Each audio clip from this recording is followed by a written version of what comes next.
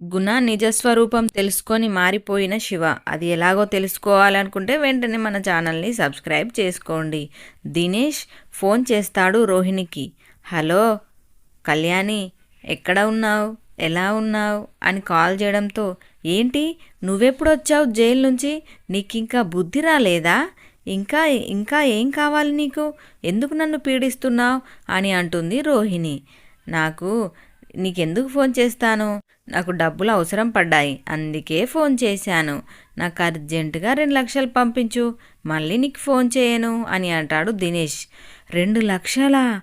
నేను ఇవ్వను, నువ్వేం చేసుకుంటావో చేసుకో అనడంతో దినేష్ అంటాడు, ఒకసారి నీ ఫోన్కి వాట్సాప్ వచ్చింది చూసుకో అనడంతో, ఏంటి నా ఫోన్కు వాట్సాపా, ఏం పంపించావు ఏంటి, ఒకసారి చూసుకో కళ్యాణి అనడంతో, చూసుకోవడంతో చింటూతో సెల్ఫీ దిగిన ఫోటో పంపిస్తాడు.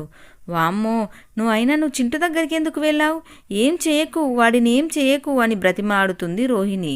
నేను చింటూను ఏం చేయొద్దు అని అన్నా, మనోజ్కి ఇలాంటి లెటర్స్ పంపించద్దు అన్నా, నాకు అర్జెంటుగా నాకు 2 లక్షలు పంపించు అని చెప్పి కోపంగా పెట్టేస్తాడు దినేష్. ఇంతలో విద్యకు కాల్ చేస్తుంది రోహిణి. ఏంటే నా పరిస్థితి ఇలా అయింది, అన్ని ప్రాబ్లమ్స్ ఒక్కసారే వస్తున్నాయి, అసలు నేనేం చేయాలి, నేనేం పాపం చేశానే అని విద్య అనడంతో, చేసిన పాపాలన్నీ ఇలానే వస్తాయి అని మనసులో అనుకుంటుంది విద్య. ఒక పని చేద్దామే, ఇద్దరం కలిసి గుణ దగ్గరికి వెళ్దాం పదా అనేసి విద్య మరియు రోహిణి గుణ దగ్గరికి వస్తారు. గుణ దగ్గరికి రావడంతో గుణ అంటాడు, ఏంటి మేడం మళ్ళీ వచ్చారు, మీ ప్రాబ్లం ఇంకా సాల్వ్ కాలేదా అని అంటే, లేదు ఇంకా కాలేదు, నువ్వు ఆ మధ్యలో ఒకసారి జైల్లో పెట్టావు చూసావా, అతన్ని ఇంకా రాకుండా పెట్టాలి, మళ్ళీ తిరిగి రాకుండా చేయాలి, తన వల్ల నాకు చాలా ప్రాబ్లం అవుతుంది అని చెప్తుంది రోహిణి. అతని వల్ల మీకేం ప్రాబ్లమ్స్ ఉంటాయి మేడం అనడంతో, ఎవరి సమస్యలు వాళ్ళకు ఉంటాయి, నీకెందుకు అవన్నీ అని అంటుంది రోహిణి. ఇంతలో, మేడం నేను నీకు సహాయం చేయాలి అంటే నువ్వు కూడా నాకు ఒక సహాయం చేసి పెట్టాలి అని అంటాడు గుణ. నా వల్ల నీకు సహాయమా ఏంటి అని అనడంతో, నాకు శివ వాళ్ళ వీడియో, ఒకరోజు మీ అత్తయ్య డబ్బులు శివ దొంగతనం చేశాడు మీకు తెలుసా అంటే, ఏంటేంటి శివ అత్తయ్య పైసలు దొంగతనం చేయడం ఏంటి గుణ అనడంతో, నీకు క్లారిటీగా చెప్తాను. ఒకరోజు మీ అత్తయ్య హ్యాండ్ బ్యాగ్లో 1,00,000 వేసుకొని వెళ్తూ ఉంటే నేను మరియు శివ ఇద్దరం కలిసి కొట్టేశాం. ఆ సంగతి బాలుకి తెలిసి చేతి విరగొట్టాడు. ఆ మధ్యలో తన ఆటో అమ్మి డబ్బులు తీసుకొచ్చి మీ ఇంట్లో ఇచ్చాడు, గుర్తుందా నీకు అంటే, అవునవును గుర్తుంది, అదంతా చేసింది నేను మరియు శివానే అని చెప్తాడు గుణ. అవునా, ఇంత దారుణమా, ఈ విషయం ఎవరికి తెలియకుండా మీనా దాచిపెట్టింది, బాలు దాచిపెట్టాడు అని చెప్తుంది రోహిణి. అవునవును, ఆ వీడియో బాలు ఫోన్లో ఉంది, ఆ వీడియో నువ్వు నాకు సోషల్ మీడియాలో అప్లోడ్ చేయాలి, నువ్వు అలా చేస్తే తప్ప నేను ఈ పని చేయను అని చెప్పేస్తాడు గుణ. అవునా, సరే నేను చేస్తాను, నువ్వు మాత్రం తప్పకుండా ఈ పని చేసి పెట్టాలి నా పని అని చెప్తుంది రోహిణి. ఓకే మేడం, మీరు ఎలాంటి టెన్షన్ పెట్టుకోకండి, ఆ పని పూర్తి చేసే బాధ్యత నాది, నేను చేసేవే ఇలాంటి పనులు, మీరు ఏం భయపడకుండా క్షేమంగా వెళ్ళిరండి అని చెప్తాడు గుణ. ఇంతలో రోహిణి పన్నాగం పన్నుతుంది.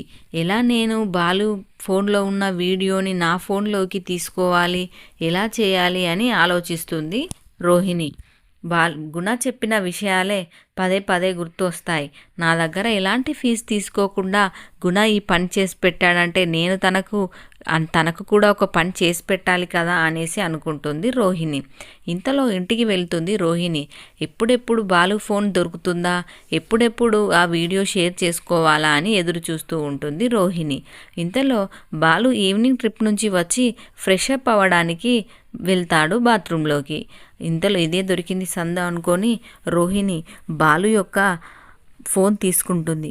తీసుకోవడంతో రోహిణి వచ్చింది, ఎవరు చూడరు, మీనా నా టవల్ ఎక్కడుంది అని అరుస్తూ ఉంటే వెంటనే రోహిణి వెళ్ళి మంచం కింద జాక్కుంటుంది. వెళ్ళి బాలు వాళ్ళ రూమ్లో షేర్ చేసుకుంటూ ఉంటుంది.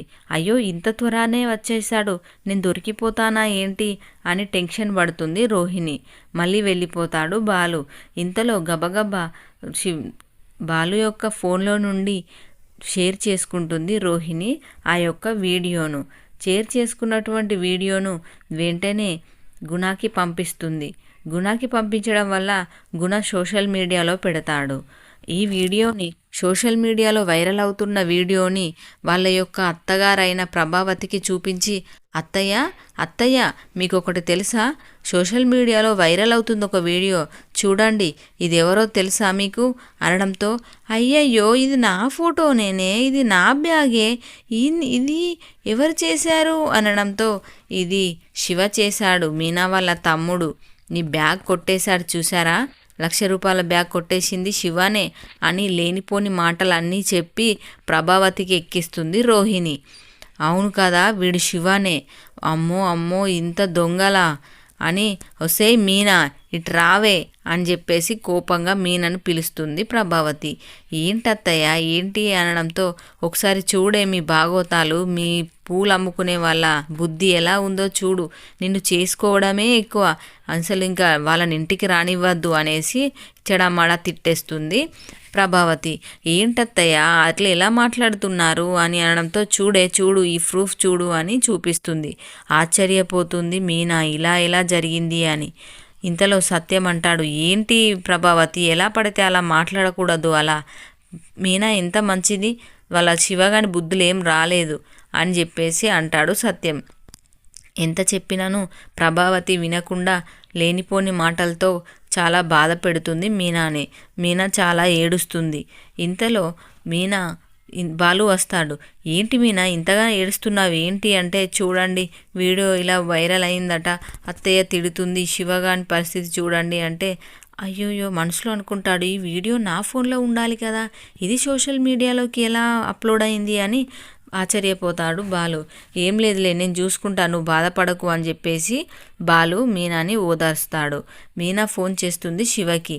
అరే ఏంటిరా నువ్వేం మనిషివిరా, నేను వద్దు అని ఎన్నిసార్లు చెప్పినా గుణతో ఫ్రెండ్షిప్ చేసి ఇప్పుడు చూడు ఎక్కడి దాకా తీసుకొచ్చుకున్నావో, సోషల్ మీడియాలో నీ వీడియో వైరల్ అవుతుంది చూడు, బుద్ధి లేదురా నీకు, మమ్మల్ని బయటేస్తున్నావు, అమ్మ నేను ఎంత కష్టపడుతున్నాము, ఎంత చేసినా నీకోసమే కదరా అని బాగా ఏడ్చుకుంటూ తిట్టేస్తుంది శివాని.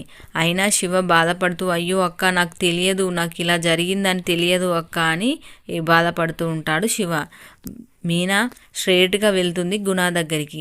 నీ వల్ల శివకి చూడు ఎంత ప్రాబ్లం వచ్చిందో, నువ్వు మా శివాని సోషల్ మీడియాలో ఇలా అప్లోడ్ చేయడం వల్ల ఇప్పుడు అందరిలో బ్యాడ్ అయిపోయాడు అని గొడవ పెట్టుకుంటుంది మీనా గుణతో.